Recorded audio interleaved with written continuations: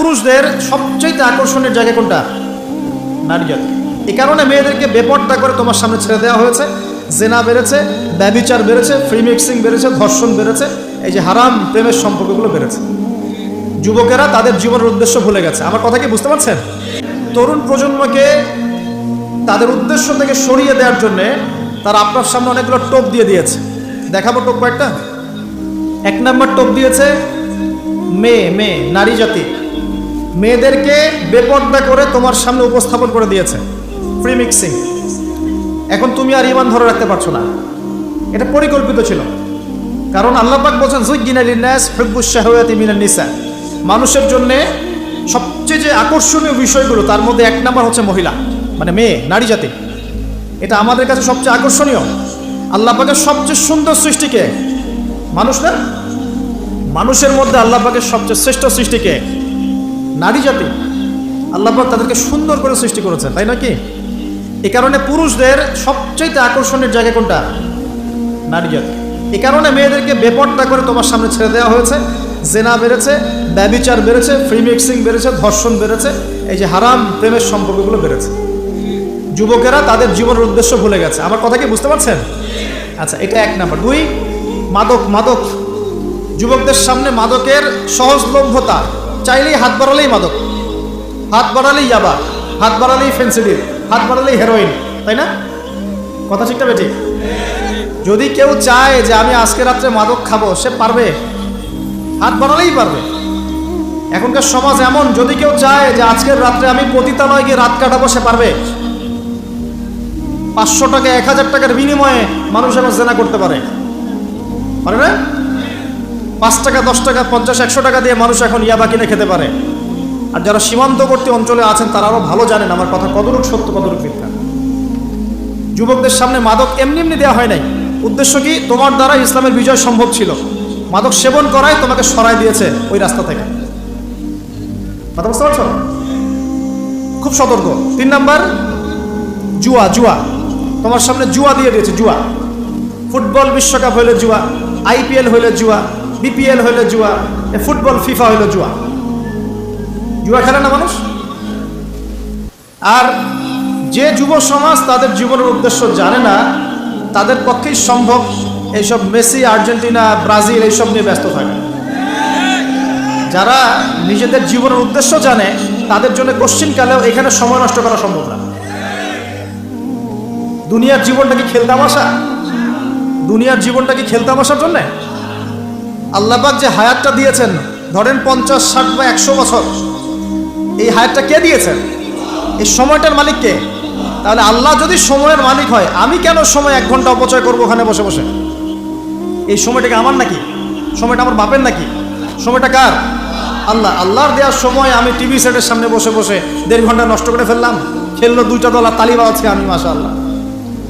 কালকে দেখলাম কক্সবাজার থেকে আসার সময় রাস্তা ব্লক, পুরা একটা দল জিতেছে, পুরো রাস্তা ব্লক, হাঁটা যাচ্ছে না, মিছিল, পাগলের মতো মানুষ মোটরসাইকেলে ছুটছে, গাড়ি নিয়ে ছুটছে, সিগারেট খাচ্ছে, আরো যে কি খাচ্ছে, মেয়ে নিয়ে ঘুরছে, আর একটা পতাকা নিয়ে ঘুরছে। যে দেশের পতাকা নিয়ে ঘুরছে ওই দেশ জানেও না মনে হয় যে এই দেশে এই আমার সাপোর্টার আছে।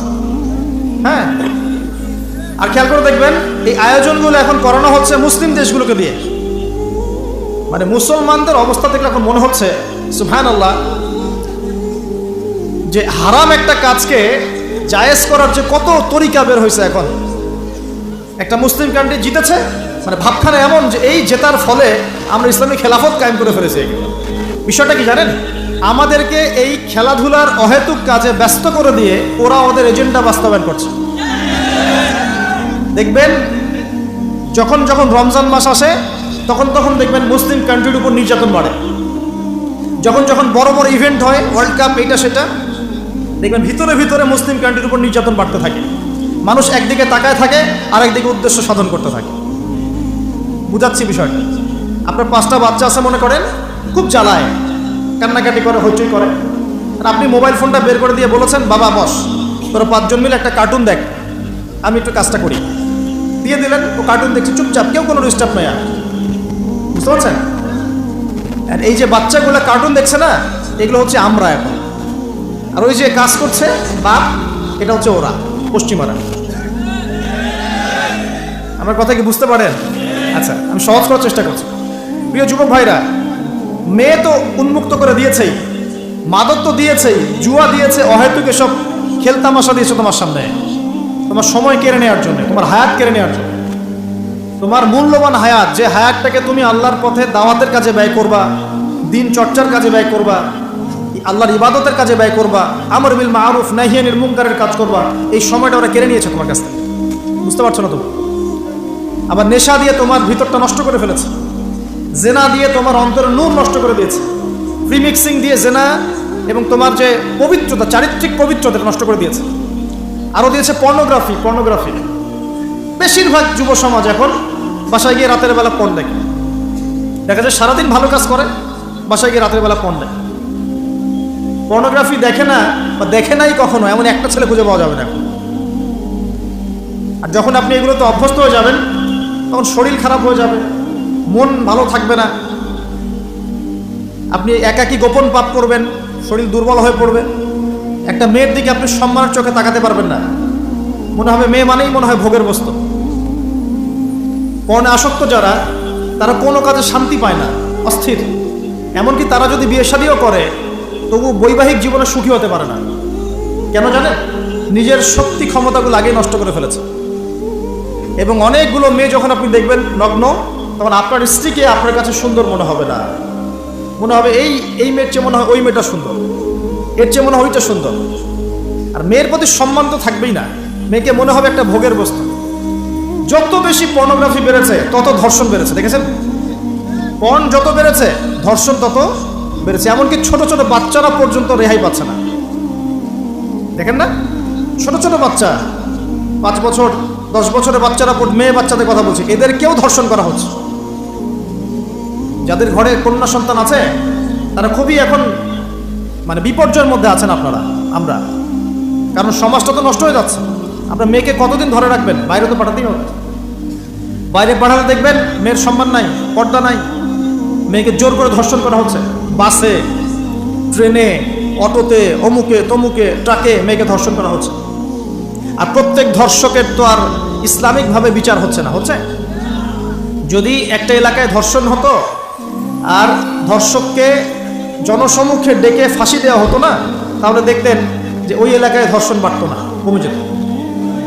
যদি একটা এলাকার চোরদেরকে জনসমুখে নিয়ে এসে হাত কেটে ফেলা হতো, তাহলে বুঝতেন চুরি কাকে বল। ভয়ে চুরি করতে পারতো না মানুষ। আর ভাগ্য ভালো যে এই নিয়মগুলো এখন নাই। কেন ভাগ্য ভালো বললাম? ভাগ্য ভালো কেন বললাম? কারণ এই নিয়ম যদি এই মুহূর্তে চালু করা হয়, এই মুহূর্তে যে এখন এই সেকেন্ডের মধ্যে চালু করা হয়, তাহলে অনেক বড় বড় রাঘব বোয়াল যারা আছে ওদের হাত থাকবে না। কথা বুঝতে পারছেন না? কেউ চুরি করে সিসকা চোর বলি আমরা, না কি বলেন আপনারা? ছিচকা চোর বলেন।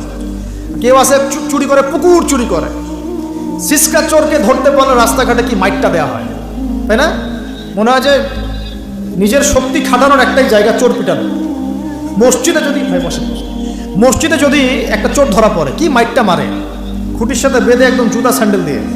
আর সামনে যে পুকুর চুরি করে বসে আছে, কিছুই করতে পারতেছে। কি কথা মিথ্যা পড়া বসে? যদি একটা মুসলিম রাষ্ট্রের মধ্যে দুর্নীতি না থাকতো না, মুসলিম রাষ্ট্র বিশ্বকে নেতৃত্ব দিত ইনশাআল্লাহ। যদি কোনো মুসলিম রাষ্ট্রের মধ্যে দুর্নীতিটা না থাকতো না, তাহলে দেখতেন ওই রাষ্ট্র অবশ্যই বিশ্বকে নেতৃত্ব দিত ইনশাআল্লাহ। এমন অনেক অমুসলিম রাষ্ট্র আছে যেগুলো অমুসলিম হওয়া সত্ত্বেও ওদের মধ্যে কোনো দুর্নীতি নাই, জানেন? আল্লাহ পাক আমাদের সবাইকে পরিপূর্ণ মুসলমান হওয়ার তৌফিক দান করুন। দেখেন আল্লাহ পাক বলেছেন, উদখুলু ফিস সিলমি কাফা, তোমরা পরিপূর্ণরূপে ইসলামে প্রবেশ করো। এখন আমি যদি নামাজও পড়ি, আবার ঘুষও খাই, এদিকে রোজাও রাখি, আবার সুদও খাই, আবার এদিকে আমি হজমরাও করি, অন্যের সম্পদ আত্মসাৎ করি, মাপে কমও দেই, মজুদদারি করি ইত্যাদি, আমি কি পরিপূর্ণ মুসলিম? আমি কি উদখুলু ফিস সিলমি কাফার উপর আমল করতে পেরেছি? আর আল্লাহ পাক এখানে বলছেন, ওয়ালা তামুতুন্না ইল্লা ওয়া আনতুম মুসলিমুন, পরিপূর্ণ মুসলমান না হয়ে তোমরা মৃত্যুবরণই করিও না। করলেই সমস্যা। পরিপূর্ণ মুসলমান না হয়ে মারা গেলেই সমস্যা। কি সমস্যা? ওই যে আল্লাহ পাক বলবেন মান রব্বুক, বলবে লা আদরি, আমি তো জানি না, কারণ পরিপূর্ণ মুসলমান হয়নি তো, আল্লাহর সাথে শিরিক করেছে। আল্লাহ পাক বলবেন মা দীনুক, বলবে লা আদরি, আমি জানি না। মা দীনুক উত্তর কেমন করে দিতে পারবে? ইসলামের কিছু অংশ মানে, কিছু অংশ মানে না। ইসলামের কিছু অংশ মানে, নামাজ, রোজা, হজ, যাকাত, তাসবিহ, তাহলিল সবই মানে, কিন্তু সুদ ছাড়তে হবে, ঘুষ ছাড়তে হবে, জেনা করা যাবে না, মদ খাওয়া যাবে না, দুর্নীতি করা যাবে না, মানে না। তাহলে মা দীনুক কি উত্তর দিবে? মান নবিয়ুক, কে নবী? উত্তর কিভাবে সম্ভব? নবীর সুন্নতি তো নাই গায়ের উপরে, চেহারায় নাই, কাপড়ে নাই, চলাফেরায় নাই, ওঠা বসায় নাই, ইবাদতে থাকলেও অর্থনীতির মধ্যে নাই, অর্থনীতির মধ্যে থাকলেও সংস্কৃতির মধ্যে নাই, সংস্কৃতিতে থাকলেও সমাজে নাই। নবীর সুন্নত কি খালি ঘরে তসবিহ টেপার মধ্যেই? মানে আমরা খালি সুবহানাল্লাহ সুবহানাল্লাহ পড়বো, এটাই সুন্নত? দাড়ি ছেড়ে দিব, এটাই খালি সুন্নত? টাকটার উপরে কাপড় পরবো, এটাই কি খালি সুন্নত? সমাজের মধ্যে সুন্নত নাই, অর্থনীতির মধ্যে সুন্নত নাই, ব্যবসা বাণিজ্যের সুন্নত নাই, চাকরি বাকরিতে সুন্নত নাই, পরিবারের সুন্নত নাই, সংস্কৃতির মধ্যে সুন্নত নাই, আর রাষ্ট্রের কথা বললাম না, ওটা বাদ দেন, ওটা এই যুগে সম্ভব না। ইল্লা মাশাআল্লাহ, যদি আল্লাহ পাক না চান। ওইদিকে আমি কথাই বলতে চাচ্ছি না, আমি সমাজ পর্যন্তই আছি, এর উপর যাচ্ছি না। তো প্রিয় ভাইরা, যুবক ভাইদের কথা বলে আমি সামনে যাব। এক নাম্বার কি বলেছি, তোমরা সতর্ক থাকবে মেয়ে থেকে। কি থেকে? মেয়ে থেকে 100 হাত দূরে, 100 হাত।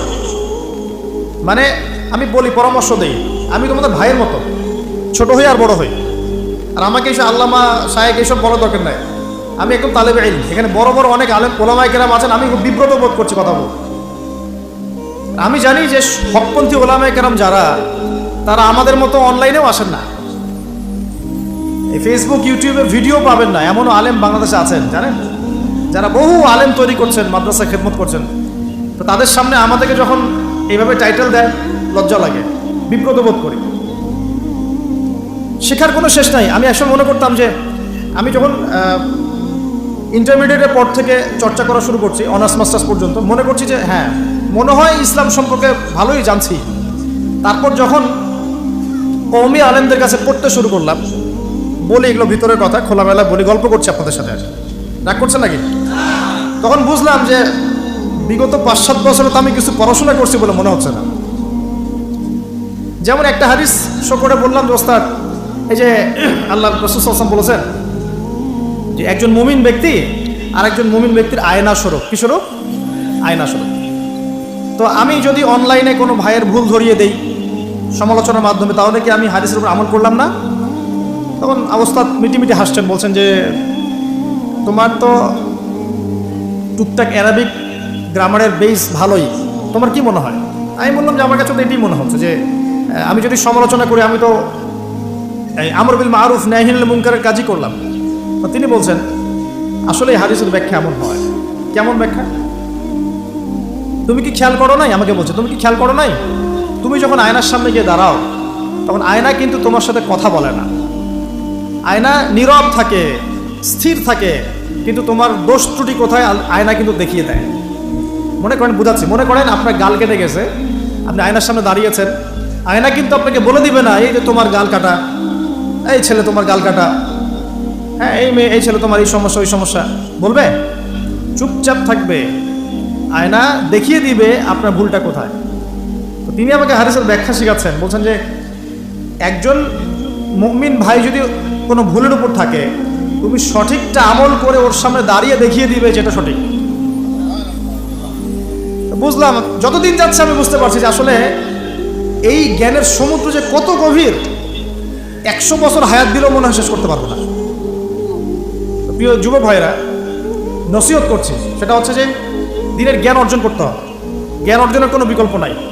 আর জ্ঞান অর্জনের জন্য শুধুমাত্র ফেসবুক ইউটিউব যথেষ্ট নয়, এগুলো কনস্ট্রাকটিভ কোনো মাধ্যম নয়, বরং ফিতনা ছড়াবে এগুলো কিন্তু বেশিরভাগ ক্ষেত্রে ফিতনাই ছড়াচ্ছে। আপনার কাছে মনে হচ্ছে হয়তো যে অনেক কিছু লাইভ হচ্ছে, আমরা পাচ্ছি, হ্যাঁ অনলাইনের মাধ্যমে জানছি, হ্যাঁ ঠিক আছে, স্বীকার করি ভালো আছে, কিন্তু মন্দটা অনেক বেশি। এর মধ্য দিয়ে আলেমে আলেমী বিভক্তি হয়ে গেছে, এর মধ্য দিয়ে একে অপরের সাথে আমাদের সম্পর্ক নষ্ট হয়ে যাচ্ছে, গীবত, তহমত, সমালোচনা, কাদা ছড়াছড়ি সংস্কৃতি বাড়ছে, ঐক্য বিনষ্ট হচ্ছে, অনেক সমস্যা হচ্ছে। আর এগুলো কনস্ট্রাকটিভ সিলেবাস নয়। সিলেবাস আপনাকে ওলামায়ে কেরামের কাছে এসে জানতে হবে। আমি বলছি 1 নাম্বার কোরআন থাকবে। আপনাদের জেনারেলদের জন্য বলছি, কারণ আপনাদের জন্য এটা এত সহজ হবে না। মাদ্রাসা যারা পড়া শুরু করেছেন ছোটোবেলা থেকে তাদের জন্য সহজ, আপনাদের জন্য এত সহজ নয়। সিলেবাসগুলো জেনে রাখেন। কোরআন পড়তে হবে আগে, পবিত্র কোরআনের বিশুদ্ধ তেলাওয়াত শিখতেই হবে, এবং প্রত্যেক দিন চেষ্টা করবেন 1 পৃষ্ঠা 2 পৃষ্ঠা আধা পারা 1 পারা করে তেলাওয়াত করার জন্য। তেলাওয়াতের কোনো বিকল্প নাই, প্রত্যেক হরফে 10 নেকি পাবেন ইনশাআল্লাহ। এরপরে এর ভাষা আছে, কোরআনিক গ্রামার আছে, নাহু সরফ। আর এই বইগুলো আপনি একা পড়তে পারবেন না, এই বইগুলো পড়তে হলে উস্তাদ লাগবেই। এক একটা বই 2 বছর করে পড়তে হইতে পারে, পড়তে হবে। যদি আপনি কোরআন জানতে চান, বুঝতে চান, পড়তে হবেই। আর যদি মনে করেন না আমার এত জানা বোঝার দরকার নাই, সেটা আলাদা বিষয়, তখন আপনি ওলামায়ে কেরামের কাছে গিয়ে জিজ্ঞাসা করে মাসালা নিয়ে নেবেন। এখানে একটা কথা বলে দিই, এখন আবার একটা নতুন আমি ফিতনাই বলবো বের হয়েছে যে আলেম ওলামার প্রয়োজন নাই, কোরআন হাদিস বাসায় পড়বা, নিজে একা একাই মুস্তাহিদ হয়ে যাবা। অনেক দিনী ভাইকে দেখছি আমি, যুবক ইয়াং, তার আগে বিপদগামী ছিলেন, হেদায়েত হয়ে ইসলামের দিকে এসেছেন, এখন প্রথমেই সহিহ বুখারী টান দিয়ে পড়া শুরু করেন।